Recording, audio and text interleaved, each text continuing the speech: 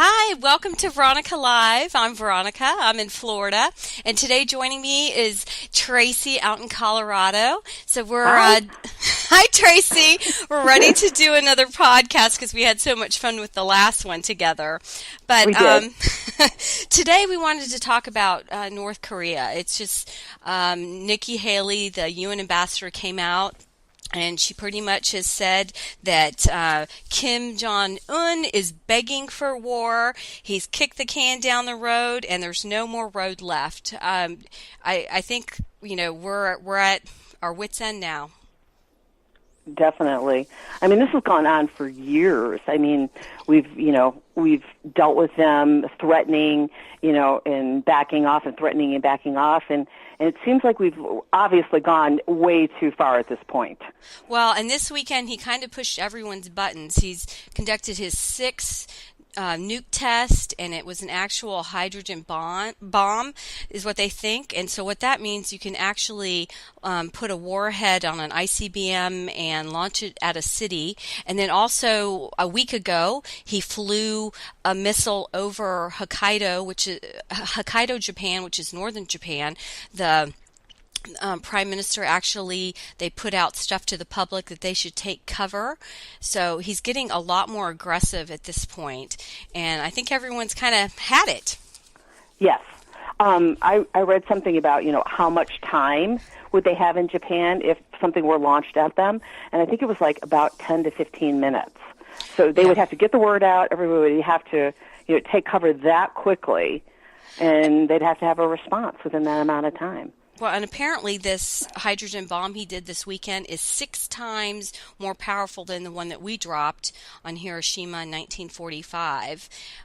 He's just pushing buttons. I mean, what's scary is that, even the Secretary of Defense, Mattis, came out and he said in a quote, "We can annihilate North Korea if we want to." So this weekend, everybody's come together with President Trump, and they're looking at plans, and everybody's tried to walk this fine line of let's do everything non-military, but I think we're at the brink of something might actually happen, Tracy.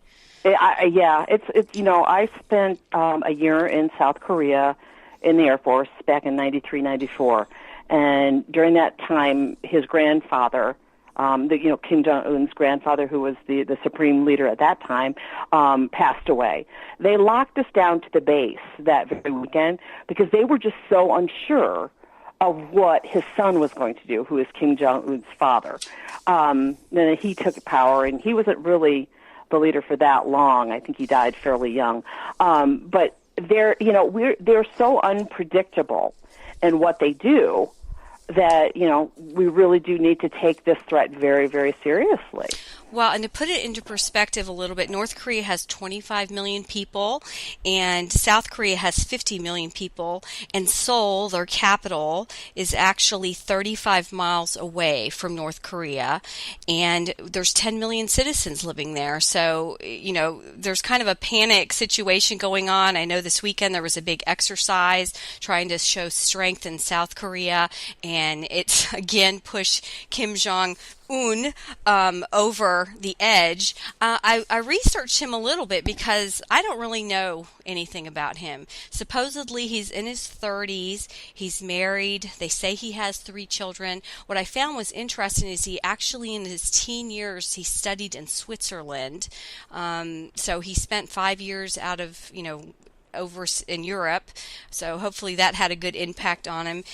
He has a physics degree, and then he, of course, attended the North Korean Military Academy, and he was the second son.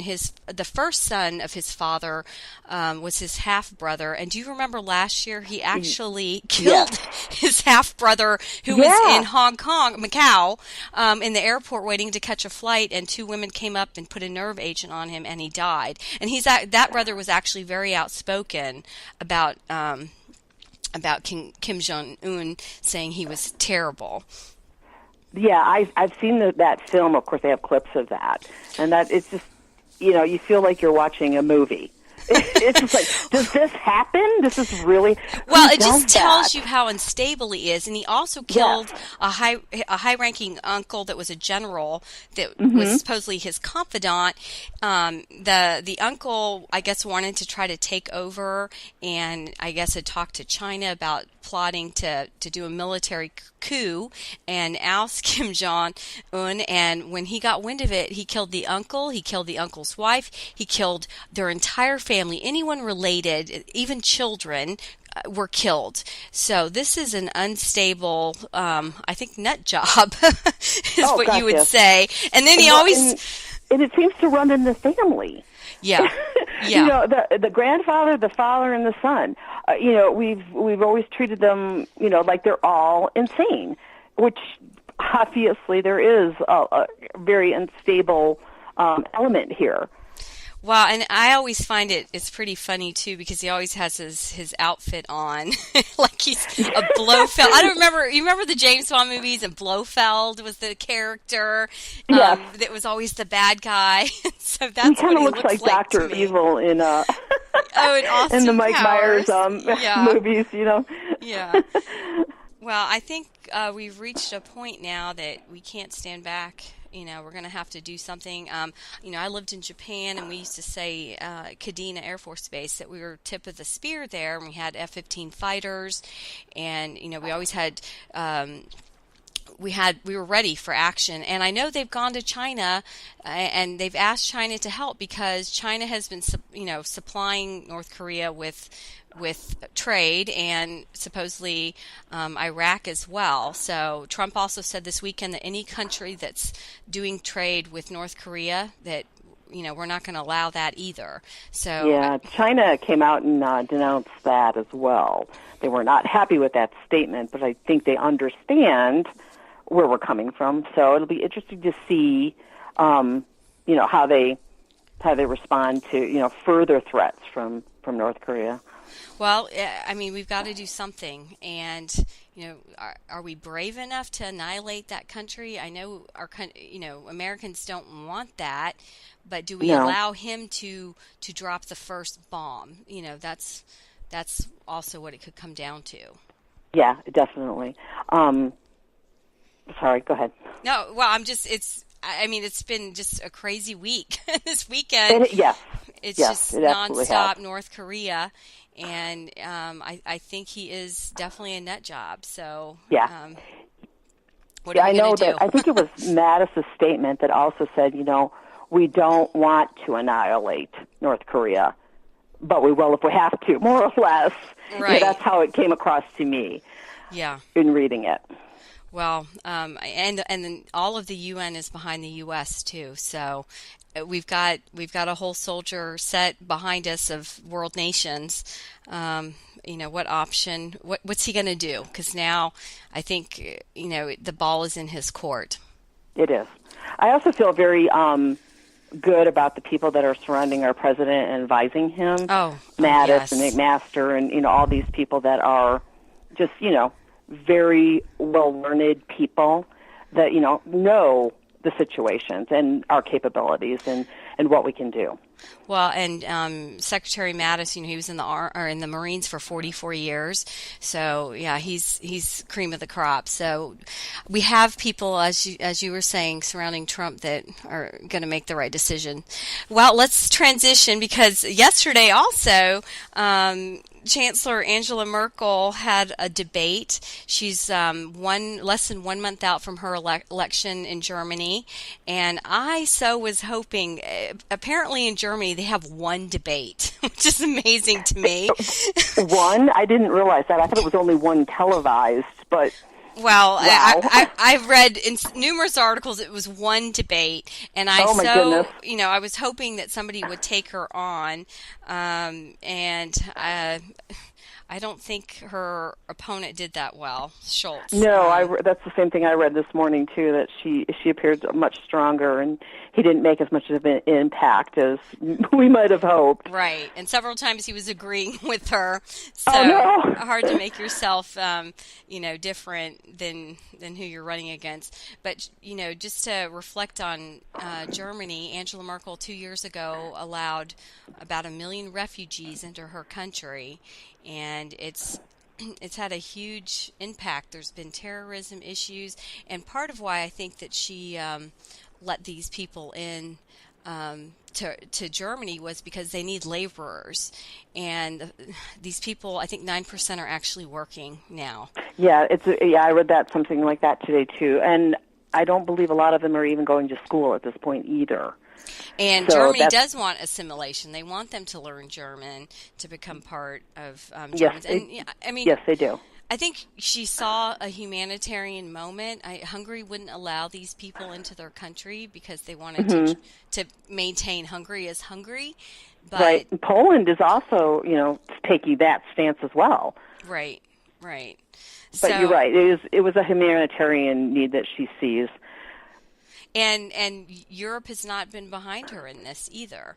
So, what will be the outcome of this? Will this change the dynamic of, how Germany is? I know France has had issues with allowing people into their country, and there's been so many terrorism incidents the last couple of years, not only in Germany with the Christmas market, but in France. And part of it is allowing people that you don't know who they are into your country. Yeah, and that's why it's very important to be screening people well, and to make sure that the countries they're coming from are cooperating with us for our own sake. Yeah. Well, she has been the leader for 11 years. She has cut unemployment by half, so she's done some good things for her country. But again, when you allow people that don't want to assimilate, does that help your country? Helping, the humanitarian need is there, and that's great, but you also have to have this, things set up to help those people assimilate and succeed. So I'm wishing Germany well. I was hoping that she would have a competitor that would take her out, but yes. I don't think so. No, I think we're going to have point, Merkel unfortunately, it doesn't appear to be that way. Yeah, and she's not a total fan of Trump either. So no, and I think perhaps maybe the reason her competitor or her opponent is not doing well is because people are perhaps reacting to President Trump as well. Right, that's true. Well, on a happy note, today it was announced that Princess Kate and Prince William, the Duke and Duchess of Cambridge, are expecting their third child. So finally, I was so excited to hear this because we've got Prince George that's age 4 and Princess Charlotte that's 2. And they're so totally cute. They're so totally cute. And, every American, we always dream to be a princess. Or to marry a prince, perhaps. Exactly. So finally, some happy news out of the UK. I know when, a week ago, it was Princess Diana's 20-year death that they were commemorating. So that was, everybody always knows where they were when Princess Diana died. And I actually woke up in 1981. I remember I got up at 4:30 in the morning to watch her wedding. Yeah, I remember I was babysitting and the wedding was on and I was watching as the kids were sleeping. So it's just finally, I think Princess Kate and Prince William have done great for England, and everybody loves to see their children. So yeah, two of the cutest little kids. They're so fun to watch them grow up. Yes. Yeah. So you were actually in England, though, weren't you? I was. Yeah, I was when Princess Diana died. I was in the airport. I was coming back from the States, back to England, and I noticed everyone looking at they were glued to the television. I walked around, and I could not figure out what was happening. I got on the bus back to the base, and I got off the bus, and my husband picked me up and told me that Princess Diana had passed away. And then, the day of her funeral, of course, we did, a moment of silence at the base. They stopped the traffic from coming in, and all, everything shut down for a short period in honor of her. So, it was an interesting time it's to be there. Yeah, it's hard to believe, but on a happy note, we've got another royal baby coming, so we'll enjoy watching to see if it's a boy or a girl. There'll be lots of bets in Vegas on that one. But thank you, Tracy, as we wrap up another podcast, and please join us again. This is Veronica Live. We're on Facebook, and we also have a YouTube channel, so hope you join us again. Thank you. Thanks. Bye.